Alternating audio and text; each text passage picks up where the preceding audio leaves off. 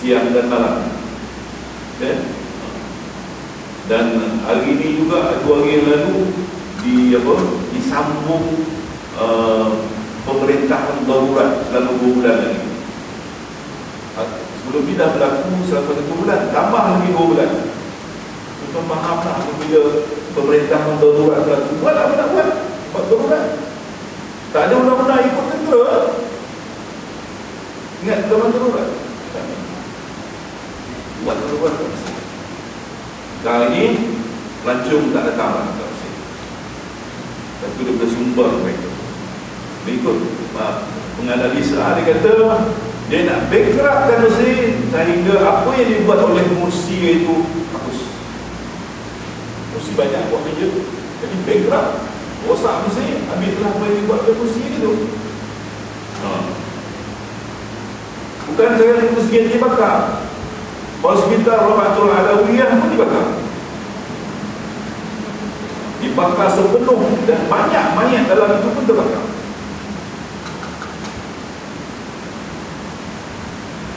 Kemudian Masjid Imam dekat situ, Masjid Imam Makram Abid, Imam Makram Abid ya, pun dibakar, yang dipenuhi oleh para syuhada. Tambah mayat tadi. Ini sebahagian kecil je mayat. Ada satu orang nampak kawan dia kena tembak rumah, dia pergi nak ambil rokok, dia pun kena tembak. Keluar gambar dia, video dia dalam Jazirah keluar. Yang nak menyelamatkan dia pun kena tembak.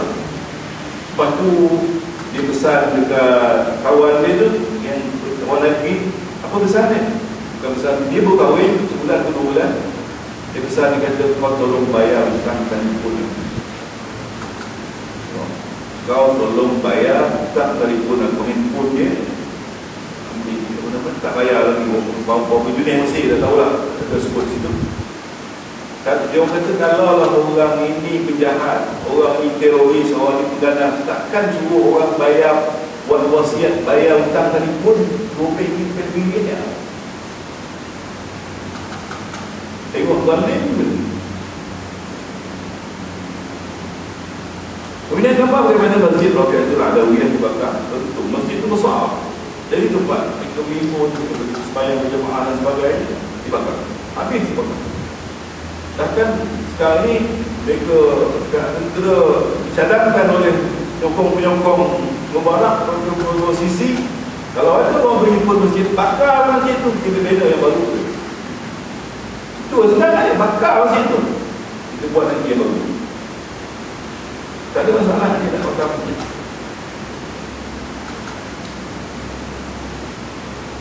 Dan begitulah, ada hari itu kelahiran, sebab mereka bawa keluarga semua dekat Rabah.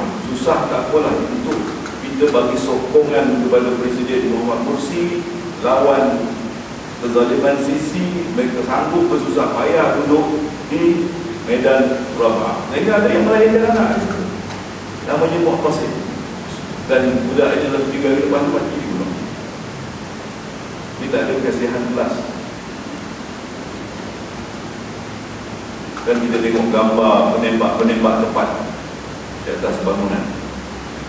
Anak seorang pemimpin Baltaji, pemimpin parti Ikhwan, Asma namanya. Ada gambar dia dengan video, ada seorang dekat dia, letak satu barang warna kuning hijau, barang letak barang tu orang pergi, kemudian dia kena tembak. Asma tu kena tembak. Ada orang bawa 7 angin yang kena tembak. Takkan barang itu dekat warna itu tembak. Asma dalam 17 tahun 18 tahun pun. Anak mursyid sendiri itu balik pun kena bunuh, kena tembak. Ramai pemimpin-pemimpin anak-anak dia mati.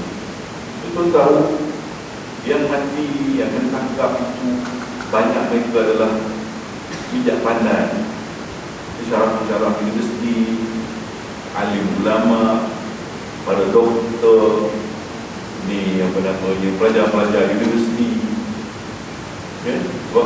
menyokong ini orang yang bukan calon-calon hebatnya. PKP ini dimusnahkan begitu saja, disimpan dalam jail tanpa boleh buat apa-apa.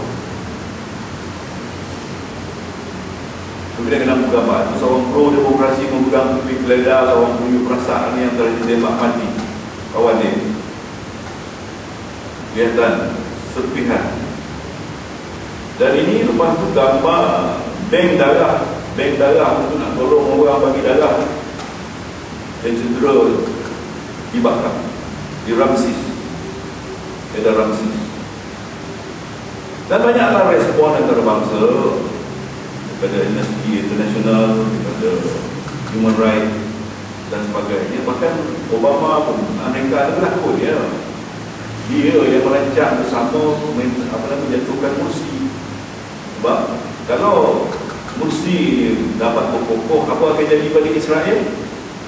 Sebab dia yang di belakang Israel, dia mempertahankan negara Israel.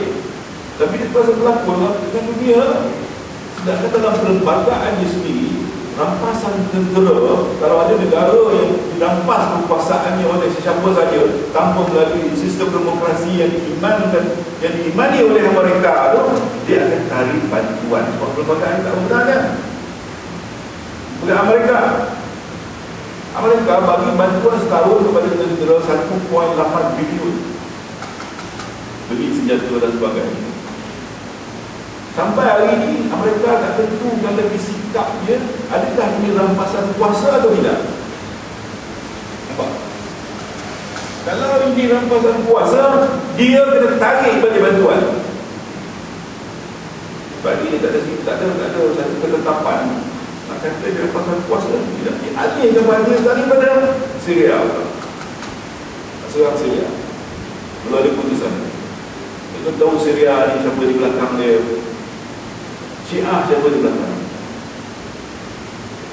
Amerika sama main peranan berlakon dengan Rusia, dengan Iran. Sebab yang memegang kuasa di Syria itu adalah golongan Alawiyin, golongan Syiah yang ekstrim.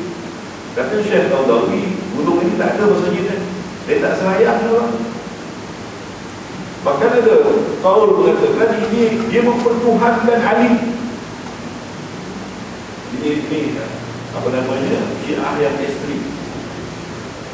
Amerika, dia satu daripada cara dia ialah strategi dia pergantungan, perbezaan antara Syiah dengan Ahli Sunnah ini kena ada dia kan. Yang dipeluang dibangkitkan, diaktifkan supaya orang Islam dengan orang Syiah dengan orang Ahli Sunnah berperang. Itu yang berlaku di Iraq. Dibagikan pemerintah itu yang berkuasa kepada orang Syiah, sedangkan majoriti orang Iraq adalah orang Sunni.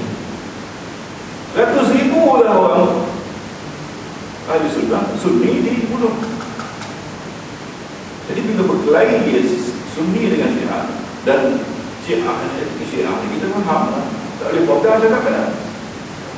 Saya tak nak cerita Syiah lah, tapi nak pakai Syiah ini satu kumpulan yang digunakan oleh kuasa besar untuk memecah belahkan orang Islam. Itu satu kerja dia.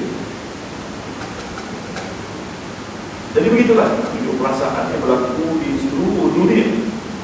Tak tinggal sebab kita kumpul-kumpul pun ada. Ada usaha untuk nak mendamaikan, tapi tentera tak nak.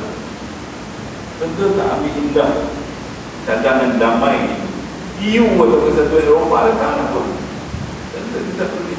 Dia tak nak berunding dengan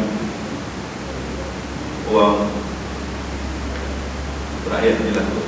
Yang penting tentera. Jadi begitulah ya. Respon antarabangsa di Sydney, di Jepun, di Paris, di New York, yang hebat sekali di Turki, di Istanbul, di Ankara, ya? Di Pakistan, di Maghribi, di Turki dan sebagainya. Tapi ya,